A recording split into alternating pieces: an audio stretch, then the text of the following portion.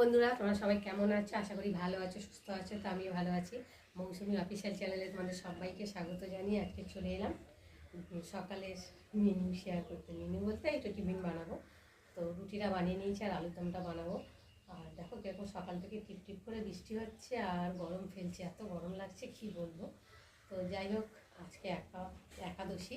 তো তার জন্যে আমি একাদশী পূর্ণিমা এগুলো মানি, কেননা আমার হাঁটুর ব্যথার সমস্যা আছে। তো তার জন্যে আর এগুলো মানা ভালো, শরীরটাও ভালো থাকে আর ব্যথা বেদনাগুলো একটু কম হয়। তার জন্য আমি একাদশী হলে ভাত টাত খাই না, নিরামিষই খাই। তো তো ভাবলাম যে নিরামিষ যেকালে খাই বলতে ভাত খাই না, রুটি রুটি পরোটা ফরোটা এইসব, আর নিরামিষ তরকারি খাই। তো এই জন্যে আমি রুটি করেছি, রুটিটা করে নিয়েছি। আর এখন আলুর দমটা করবো, একটু নিরামিষ আলুর দম করবো।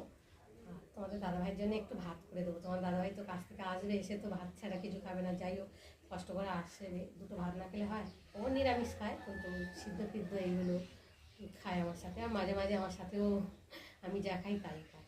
তো ভাবলাম না একটু ভাত করি। তো আমি রুটিটা করে তারপর, রুটি হয়ে গেছে, সরি রুটি না, মানে আলুর দমটা করে ভাতটা করবো। তো চলো, আমি এখন গ্যাসটা জ্বলছে, ওদিকে ধরিয়ে দিয়েছি। আর মেয়ে তো নেই, দিদাবাড়ি আছে, আর একা তো বেশি কিছু রান্না বান্না করতেও ইচ্ছা করছে না। বন্ধুরা, কড়াটা গরম হয়ে গেছে আর এখন আমি কড়ার মধ্যে তেল দিয়ে দেবো। তেল দিয়ে দিলাম আর এখন আমি দেবো ফোড়নে তেজপাতা, দেবো গোটা জিরে। নিরামিষ তো, তার জন্যে পেঁয়াজ আলু রসুন টসুন এগুলো দেবো না। আর এই যে আলু সেদ্ধ করে আর ছাড়িয়ে রেখেছি, দেখো ছোটো ছোটো আলু। এরকম আলু হলে দম খেতে ভালো লাগে, তাই না বলো বন্ধুরা? দেখো, আরও নতুন আলুর দম খেতে ভীষণ ভালো লাগে আমার। তোমাদের কাদের ভালো লাগে তোমরা কিন্তু অবশ্যই কমেন্টে জানিও। তো চলো, আর একটু আদা নিয়েছি আর একটু কাঁচা লঙ্কা দিয়ে করবো। ফোড়নটা ততক্ষণ ভাজা ভাজা হোক একটু।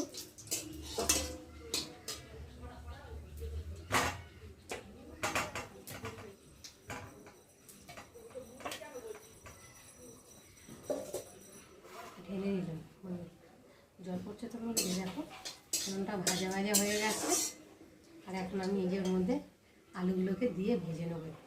যতই সেদ্ধ করো, একটু আলু ভেজে নিলে তবে এটা টেস্ট হয়, খেতেও ভালো লাগে। তো চলো, আমি এখন আলুগুলো দিয়ে একটু ভেজে নিই।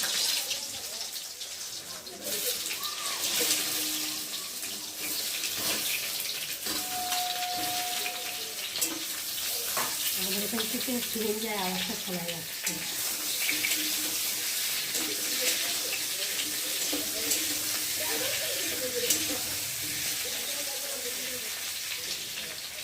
আলুগুলো না একটু মানে দুভাগ করে দিলে ভালো হতো, যাতে ঝোল ঝোল নুন চিনিগুলো ঢুকলে তো ভালো হয়। নাহলে ঝোল ঢোকে না, ওপর দিয়ে ঝোল হয়, ভিতরে যেতে পারে না, অতটা টেস্টি হয় না। আমি একটু খুন্তি দিয়ে একটু দুভাগ করে দিচ্ছি। আর বৃষ্টিও টিপটিপ করে হয়েই যাচ্ছে সকাল থেকে, গরমও কেমন পড়ছে না, ভালো লাগে না। ওইটা এত ভালো ভাবছিলাম একটু কাঁচা ধোয়া করবো, কিন্তু এই ওয়েদারে আর কাঁচা ধোয়া ইচ্ছা করছে না। আর জামা কাপড় কেটে দিলে তো ওইভাবে শুকায় না, গন্ধ হয় আর বিচ্ছিরি লাগে, ঘরে সব খালি হয়ে থাকে। আলুগুলোকে আমি খুঁটি দিয়ে একটু দুভাগ করে দিলাম।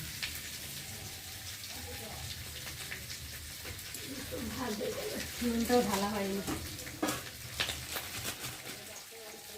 যাই হোক, আগে একটু হলুদ দিয়ে দিই,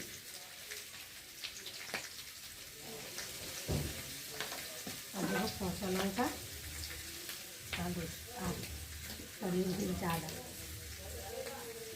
আদাটা একটু ভালো করে না কষে নিলে না, আদার একটা গন্ধ বেরোয়।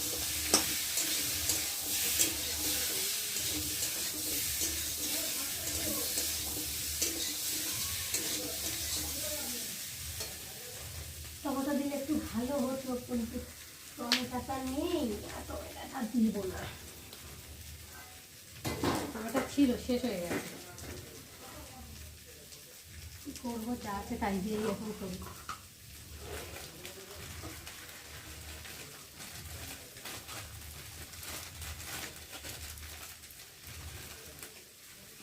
আবার এটা তো কাটছে না, কী করি।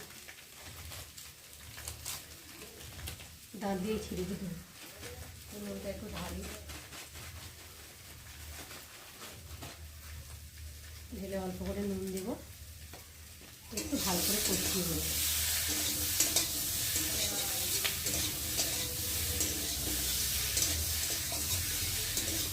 এক সময় এক রকম খাই, এক সময় রুটি, পরোটা, ডালিয়া এসব খাই। তো অনেকে দেখাচ্ছে তো রুটি হয়ে গেছে বানানো, বুঝতে পারছেন? এই যে রুটিটা আগে বানিয়ে নিয়ে দিয়েছি, তারপরে তরকারি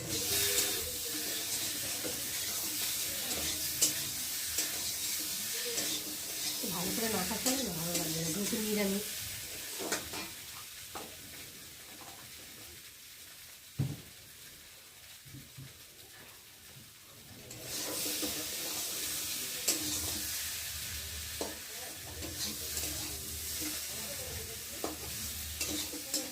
আমার নিরামিষ আলুর দম তৈরি হয়ে গেছে, আর খুব খিদেও পেয়ে গেছে। সকাল থেকে তো শুধু একটা চা আর একটা বিস্কুট খেয়ে আছি, আর টিফিনটা করলে ভাবি খাবো, করছি বলে নিজের গাফি দিতে অনেক দেরি হয়ে গেছে। যাই হোক, এখন দেখো আলুর দমটাকে ভেঙে নেব।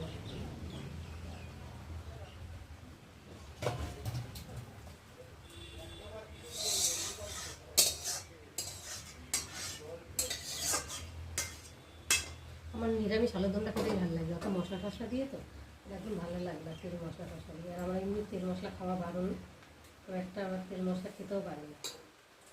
দেখো এই যে আলুর দমে দেখো কালারটা কত সুন্দর হয়েছে, আমি কাঁচা লঙ্কা দিয়েই করেছি। দেখো কালার, কাঁচা লঙ্কা দিয়ে করলে তরকারিটাও খুব সুন্দর হয়। দেখো, চলো ওরা, আমি রুটি আর আলুর দম বেড়ে রেডি করে নিয়েছি, আর এখন খাবো, খেয়ে দেখি কেমন হয়েছে আলুর দমটা। এখনই 12টা বেজে গেছে, এই 12টার সময় টিফিন করছি, দুপুরে খাবো না। এখন এই 12টার সময় খেলে আর খেতে ইচ্ছে করবে না, তাই না? খুব গরম,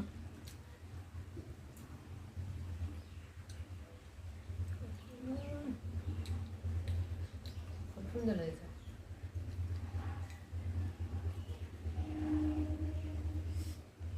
এমনিতে আমার কদিন জ্বরে মুখ এমন হয়ে গেছে যেন যা খাচ্ছি কিছু টেস্ট লাগছে না।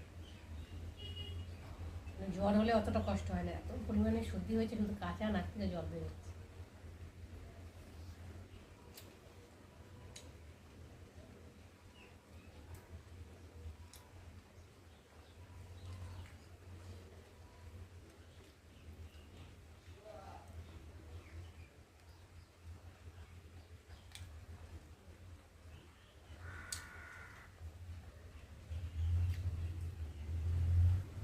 তো বন্ধুরা খেয়ে নিই, চলো আবার তোমাদের সঙ্গে দেখা হবে প্রায় পরের ব্লগে।